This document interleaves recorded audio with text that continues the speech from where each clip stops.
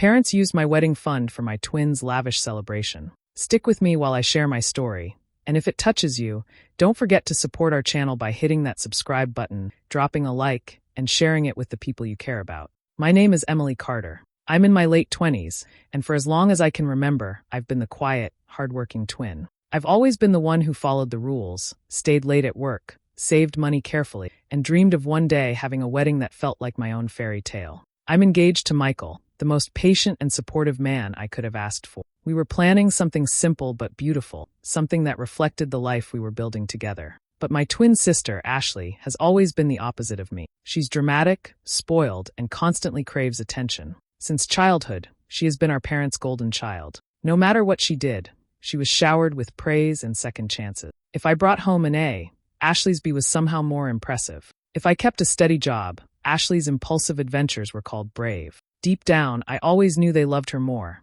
but I tried not to let it eat me alive. Years ago, when I was fresh out of college, my parents, Karen and Robert, sat me down. They told me they were starting a wedding fund for me. They said they wanted me to have something special when the time came. I remember feeling touched. For once, it seemed like I mattered just as much as Ashley. I tucked that promise away in my heart, waiting for the day it would finally mean something. That day came when Michael proposed. It was the happiest moment of my life, and as soon as I shared the news, I thought of the fund my parents had promised. For the first time in years, I felt like maybe they were ready to show me that same love and support they always gave Ashley. But the illusion shattered quickly. When I went to ask my parents about the money, their faces shifted in a way I'll never forget. Karen wouldn't meet my eyes, and Robert cleared his throat like he wished he were anywhere else. Finally, Karen said flatly, "We don't have that fund anymore." I blinked, confused. "What do you mean you don't have it? You promised." Robert interrupted, mumbling, "We used it." And then the truth came out like a knife to the chest. The entire fund, every cent they had promised me, was gone. They had spent it all on Ashley's wedding. Her dream venue, her designer dress, her massive guest list. All of it had been bought with what was supposed to be mine. Ashley didn't even look guilty. She smirked, almost proud of it, while I sat there frozen, realizing the betrayal. My wedding fund, my parents' promise, my hope for once being treated equally, all handed over to my twin without a second thought. In that moment, I understood exactly where I stood in their eyes, and it broke me. When I first heard the truth, I tried to keep myself calm. I wanted to believe there had been some kind of mistake, maybe a misunderstanding that could be cleared up if we just talked it. I sat across from them at the kitchen table, my hands pressed together so tightly that my knuckles turned white. "Why would you do this?" I asked softly, my voice shaking but not raised. "That money was promised to me." Karen didn't flinch. She leaned back in her chair, her tone sharp but casual, as if she were discussing something trivial. "You and Michael don't need all that," she said. "A courthouse wedding would be more than enough for the two of you. Ashley deserves this big day after everything she's been through." Her words landed heavy, like a slap across the face. I searched for Robert, hoping he would at least look at me, show me something that said he understood. But his eyes were fixed on the table, his fingers fiddling with his wedding band. The silence between us told me everything. He had no intention of standing up for me. And then Ashley walked in, glowing with self-satisfaction. She didn't even try to hide it. She pulled out her phone and started scrolling through pictures of her venue, the one with chandeliers that glittered like stars. $40,000 well spent, she said with a grin, sliding the screen toward me. "Can you believe how stunning it's going to be?" I forced myself not to react, though my chest felt like it might cave in. She kept going, talking about the designer gown she had picked, the gourmet menu, the live band that cost more than my entire yearly rent. Every detail she shared was another reminder that my future had been sacrificed so she could live out her fantasy. It wasn't carelessness. It wasn't an accident. It was a deliberate decision, one they made together, without hesitation. They could have chosen fairness. They could have kept their promise.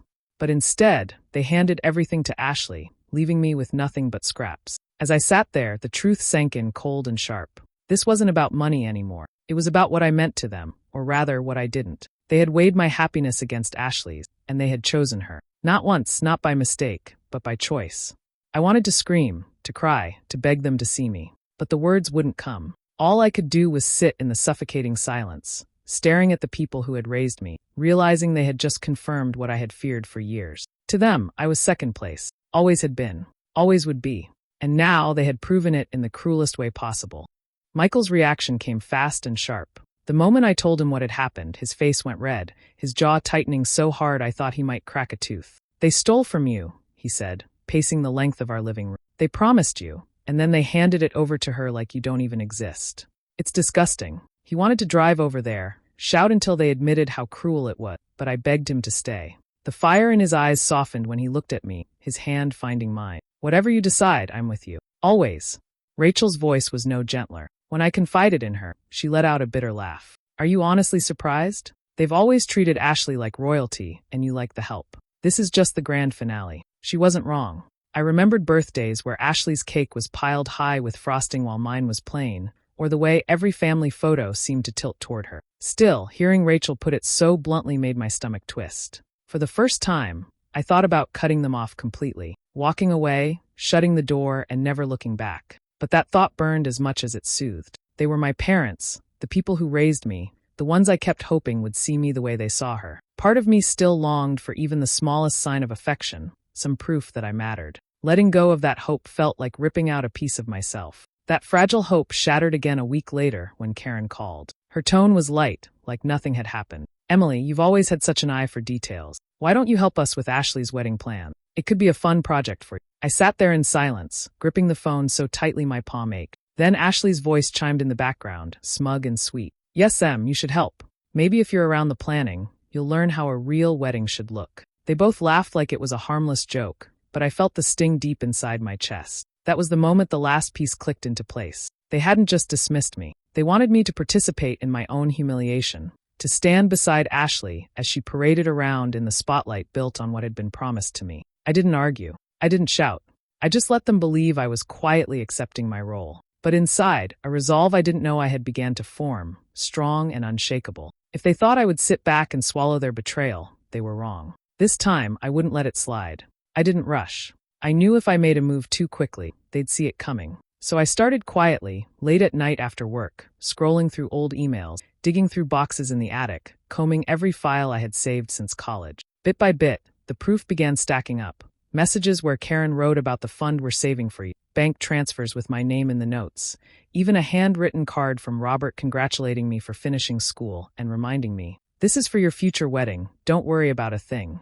I took photos, made copies, and filed everything neatly. Each piece was like a brick in a wall I was building, something solid I could lean on when the time came. Rachel came over one evening, watching me spread the papers across the dining table. She shook her head in disbelief. Emily, this is enough to sue them. You'd win, hands down. You could make them pay every cent back. The thought was tempting. I imagined walking into court with this stack of evidence and forcing them to admit what they did in front of a judge. But as much as the money mattered, it wasn't what burned deepest inside me. It's not just about dollars, Ratch, I whispered. It's about the way they erased me, like I didn't even matter. I don't want them to write a check and move on. I want them to feel what they made me feel. She gave me a long look, then nodded slowly, like she understood the kind of wound I was carrying. Michael, on the other hand, was steady as always. He sat with me that night, flipping through the papers, his brow furrowed. You need to think carefully, he said. Once you make your move, there's no undoing it. You don't want to burn every bridge, no matter how angry you are, but you do deserve respect.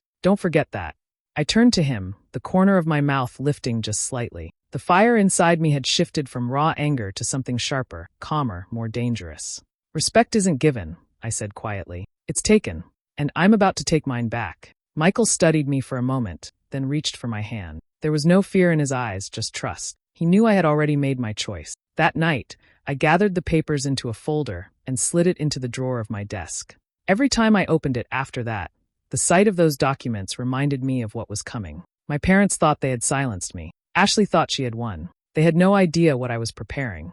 Preparations for Ashley's big day took over every conversation. Karen couldn't stop raving about the ballroom with vaulted ceilings and crystal chandeliers. Robert bragged to neighbors about the guest list, as if the number of people attending somehow proved Ashley's worth. Boxes arrived daily, delicate lace gown, jeweled shoes, favors wrapped in gold paper. The house looked like a boutique showroom, every corner filled with symbols of extravagance. Ashley thrived on it. She floated from room to room with the confidence of a queen, announcing each new detail as if she were hosting a press conference. The caterer is flying in from California, she said one afternoon, her smile stretched wide. Everyone's going to talk about this menu for years.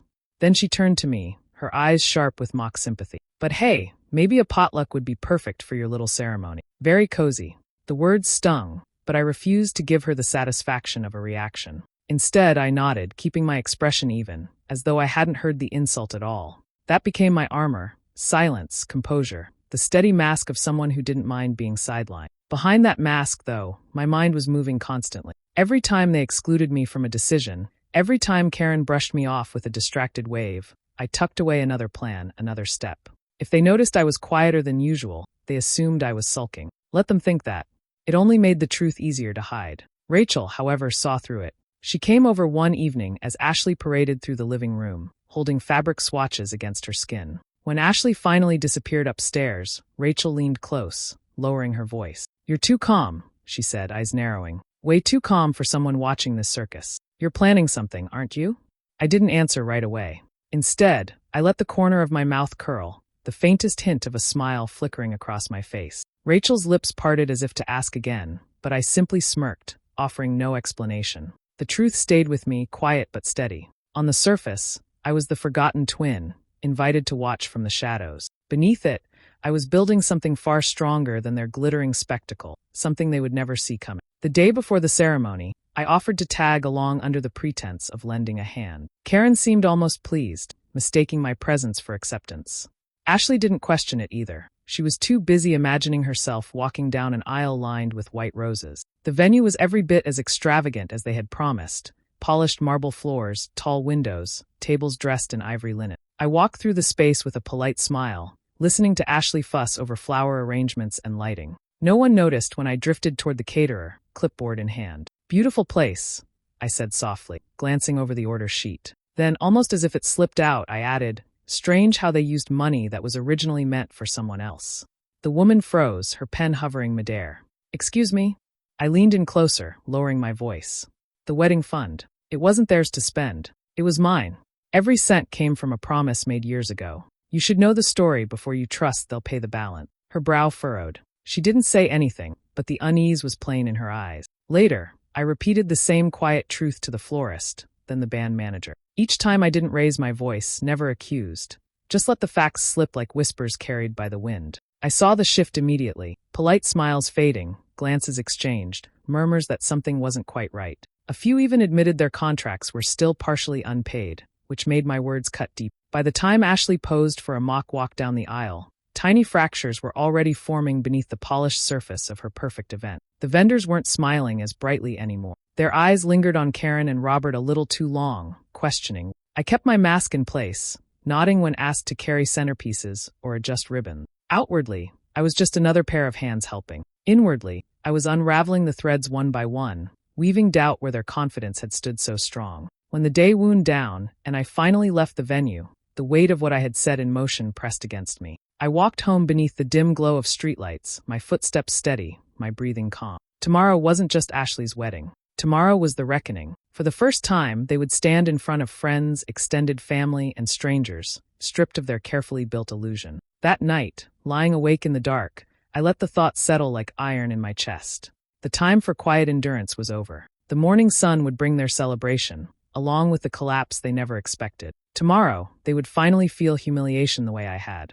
The morning sun poured across the estate, lighting up the sprawling gardens where rows of chairs had been lined with satin ribbon. Cars rolled up one after another, polished shoes clicking against stone, women in gowns gliding toward the entrance. The scale of it was undeniable, every inch dripped with money and spectacle. I arrived alone, dressed in a simple but elegant navy dress that hugged my frame just enough to remind me I belonged here, no matter what my parents believed. Heads turned as I walked past, but I didn't falter. Confidence carried me, every step steady, every glance intentional. Inside, laughter and chatter filled the grand hall. Waiters circled with trays of champagne. Musicians played soft strings in the corner. Ashley was somewhere upstairs, no doubt admiring herself in the mirror one last time. Karen fluttered about, greeting relatives with rehearsed charm, while Robert kept close to the groom's parents, trying too hard to impress them. That was when I moved. I approached his mother first, slipping a folded envelope into her hand, as if it were nothing more than a program. "You should read this before the vows," I whispered. Her brows knitted in confusion,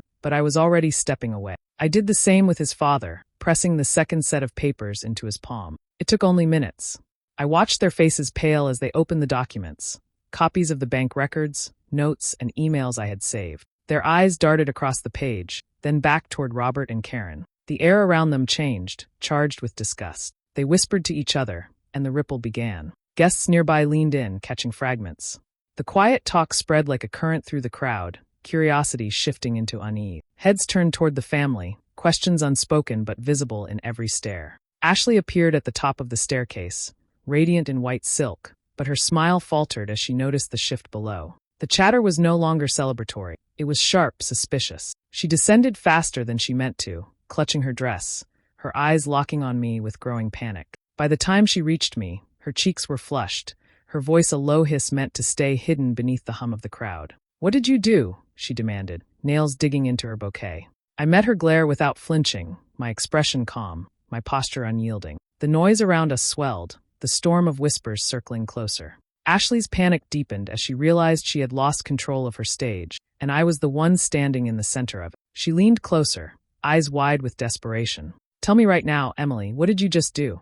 I didn't answer. I only held her gaze, letting silence sting louder than words ever could. Ashley's voice cut through the murmurs, sharp and trembling with rage. "You ruined my wedding," she spat, her eyes flashing like she could burn me down with a stare. I didn't flinch.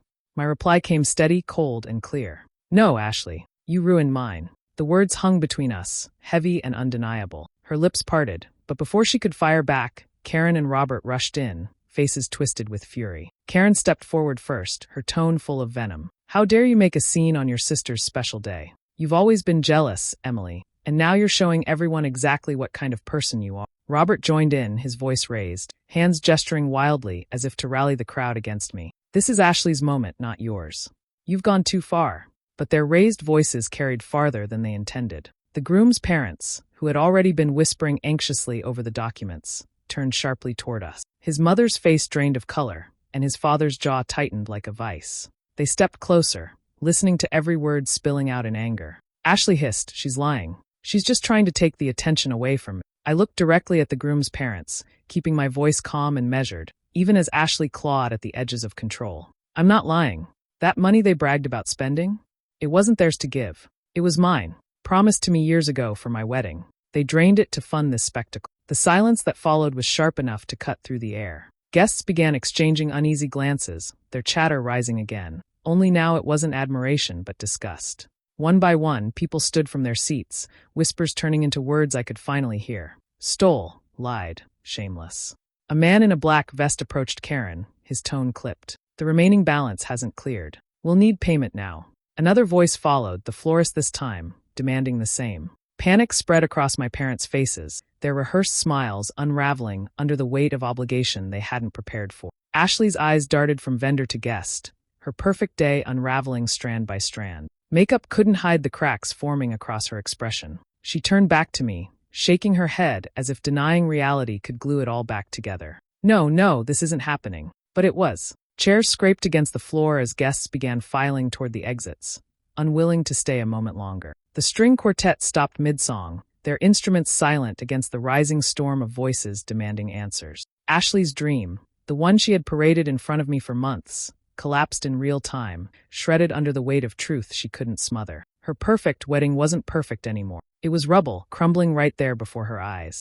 The groom stood frozen for a moment, his face pale as the weight of the scene settled in. His eyes flicked from his parents, still clutching the papers, to Ashley, who clung to his arm with frantic desperation. He finally pulled away, his voice sharp and final. "I can't do this. I won't tie myself to a family that lies and cheats." Gasps rippled through the room. Ashley staggered back, her bouquet slipping from her hand. "You don't mean that," she whispered, her voice breaking. "You love me, you said you loved me." But he shook his head, his expression firm. "I don't even know who you are anymore." He turned to his parents, nodding once, then walked out, leaving Ashley trembling in the center of the room. Karen collapsed into a chair, wailing like her world had ended. "We only wanted the best for her," she sobbed, hands covering her face. Robert tried to gather the guests who lingered, pleading with them to stay, but no one listened. The grand event had dissolved into chaos, and nothing he said could stitch it back together. Through it all, I stood tall.